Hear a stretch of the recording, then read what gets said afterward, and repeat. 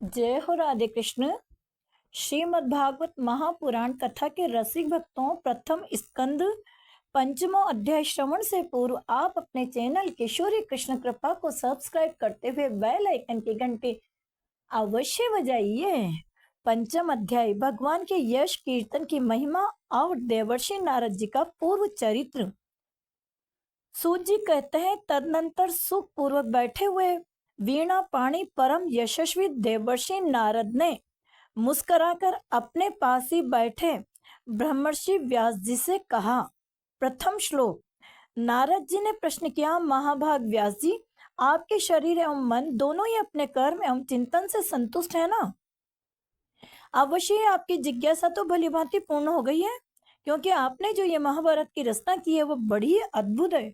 वह धर्म आदि सभी पुरुषार्थों से परिपूर्ण है। सनातन ब्रह्म तत्व को भी आपने खूब विचारा है और जान भी लिया है, फिर भी प्रभु आप अकृतार्थ पुरुष के समान अपने विषय में शोक क्यों कर रहे हैं? चतुर्थ श्लोक। व्यास जी ने कहा, आपने मेरे विषय में जो कुछ कहा है वह सब ठीक है, वैसा होने पर भी मेरा हृदय संतुष्ट नहीं है। पता नहीं इसका क्या कारण है। आपका ज्ञान अगाध है, आप साक्षात ब्रह्मा जी के मानस पुत्र हैं, इसलिए मैं आपसे ही इसका कारण पूछता हूँ। नारद जी, आप समस्त गोपनीय रहस्यों को जानते हैं, क्योंकि आपने उन पुराण पुरुष की उपासना की है जो प्रकृति पुरुष दोनों के स्वामी हैं और असंग रहते हुए अपने संकल्प मात्र से ही गुणों के द्वारा संसार की सृष्टि, स्थिति और प्रलय करते रहते हैं। आप सूर्य की भांति तीनों लोकों में भ्रमण करते रहते हैं और योग बल से प्राणवायु के समान सबके भीतर रहकर अंतःकरण के साक्षी भी हैं।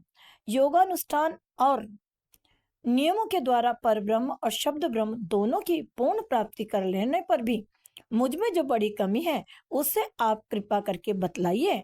श्लोक क्रम सप्तम। नारद जी ने कहा, व्यास जी, आपने श्री भगवान के निर्मल यश का गान प्राय नहीं किया। मेरी ऐसी मान्यता है कि जिससे भगवान संतुष्ट नहीं होते वह शास्त्र या ज्ञान अधूरा है। श्लोक क्रम अष्टम। आपने धर्म आदि पुरुषार्थों का जैसा निरूपण किया है, श्री भगवान श्री कृष्ण की महिमा का वैसा निरूपण नहीं किया। जय हो श्यामा श्याम। श्लोक क्रम नवम। जिस वाणी से चाहे वह रस भाव अलंकार आदि से युक्त ही क्यों न हो, जगत को पवित्र करने वाले भगवान श्री कृष्ण के यश का कभी गान नहीं होता। वह तो कौवों के लिए उच्छिष्ट फेंकने के स्थान के समान अपवित्र मानी जाती है। मान सरोवर के कमनीय कमल वन में विहारने वाले हंसों की भांति ब्रह्मधाम में विहार करने वाले भगवत चरणार विंद आश्रित परमहंस भक्त कभी उसमें रमण नहीं करते।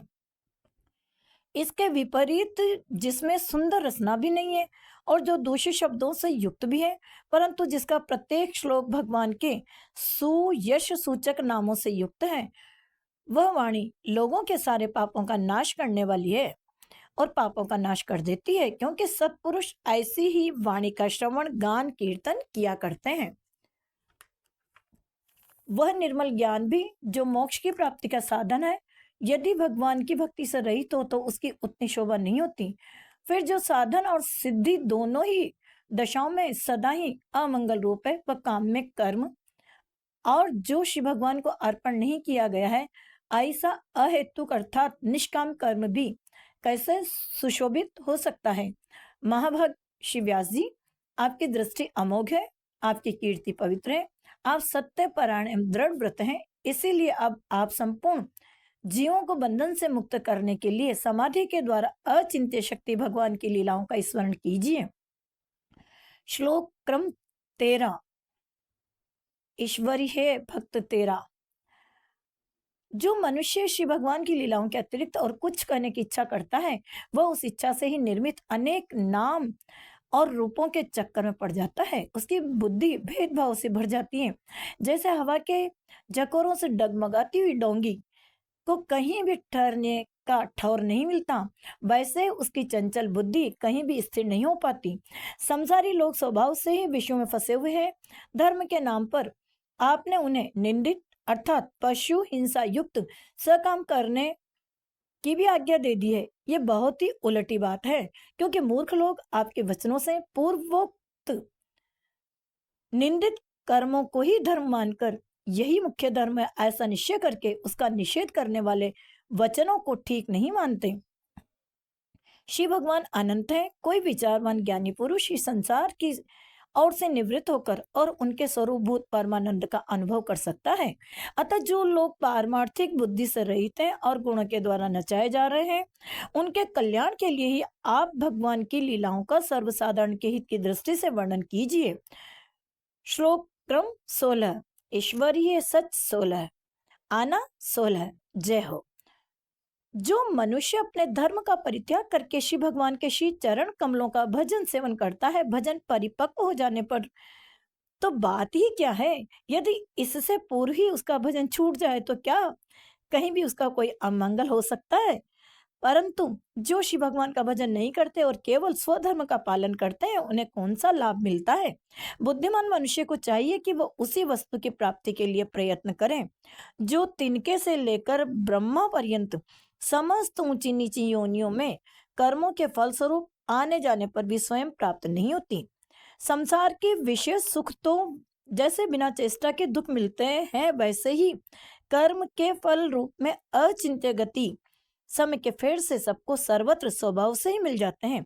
व्यास जी, जो श्री भगवान श्री कृष्ण के श्री चरणारविंद का सेवक है, वह भजन न करने वाले कर्मी मनुष्यों के समान देवत कभी बुरा भाव हो जाने पर भी जन्म मृत्यु में संसार में नहीं आता। वो श्री भगवान के श्री चरण कमलों के आलिंगन का स्मरण करके फिर उसे छोड़ना नहीं चाहता। उसे रस का चस्का जो लग जाता है। जय हो श्यामा श्याम। श्लोक क्रम 19। पी लो रे हरि नाम का प्याला, सब ही रोग मिट जाएगा। हरि ओम हरि ओम। जिनसे जगत की उत्पत्ति स्थिति और प्रलय होते हैं, वे भगवान ही इस विश्व के रूप में भी हैं। ऐसा होने पर वे इससे विलक्षण है। इस बात को तो आप स्वयं जानते हैं, तथापि मैंने आपको संकेत मात्र कर दिया है। व्यास जी, आपकी दृष्टि अमोघ है। आप इस बात को जानिए कि आप पुरुषोत्तम भगवान के कला अवतार हैं। आपने अजन्मा होकर भी जगत के कल्याण के लिए जन्म ग्रहण किया है। इसीलिए आप विशेष रूप से श्री भगवान की लीलाओं का कीर्तन कीजिए। श्लोक क्रम 21। ईश्वर को नवाइये शीश। विद्वानों इस बात का निरूपण किया है कि मनुष्य तपस्या, वेदाध्ययन, यज्ञानुष्ठान, स्वाध्याय, ज्ञान और दान का एकमात्र प्रयोजन यही है कि पुण्य कीर्ति श्री कृष्ण जी के गुणों और लीलाओं का वर्णन किया जाए। मुने, पिछले कल्प में अपने पूर्व जीवन में मैं वेदवादी ब्राह्मणों की एक दासी का लड़का था। श्री नारद जी बता रहे हैं, वे योगी वर्षा ऋतु में एक स्थान पर चातुर्मास्य कर रहे थे। बचपन में ही मैं उनकी सेवा में नियुक्त कर दिया गया था। मैं यद्यपि बालक था, फिर भी किसी प्रकार की चंचलता नहीं करता था, जितेंद्रिय था, खेल कूद से दूर रहता था और आज्ञानुसार ही उनकी सेवा किया करता था। मैं बोलता भी बहुत कम था। मैं ज्यादा बोलती हूँ, मुझे क्षमा करना। मेरे इस शील स्वभाव को देखकर समदर्शी मुनियों ने मुझ सेवक पर अत्यंत अनुग्रह किया। उनकी अनुमति प्राप्त करके बर्तनों में लगा हुआ जूठन मैं एक बार खा लिया करता था। इससे मेरे सारे पाप धुल गए। इस प्रकार उनकी सेवा करते करते मेरा हृदय शुद्ध हो गया और वे लोग जैसा भजन पूजन करते थे, उसी में मेरी भी रुचि हो गई। जय हो श्यामा श्याम।